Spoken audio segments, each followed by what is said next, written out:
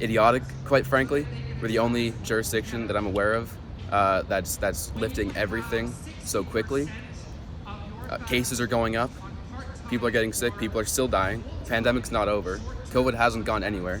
So I think that it's just a little bit crazy that we're putting up the hands and saying that we're done. Well, going back to school in the fall, I'm worried about asymptomatic or symptomatic people in the school who aren't being addressed and not having to isolate anymore. It's concerning.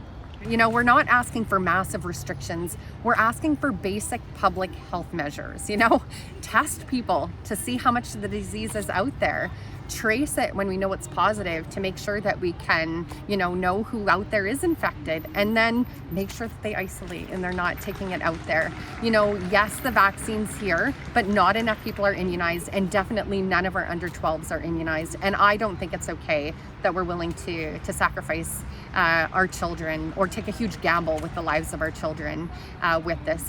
So many reasons. I'm a mom, a nurse, an Albertan, just a community member, and in all those fronts, this is not the right time. Take a step back, restore, testing, tracing, isolation, and once we can immunize our kids, then we can look at things again.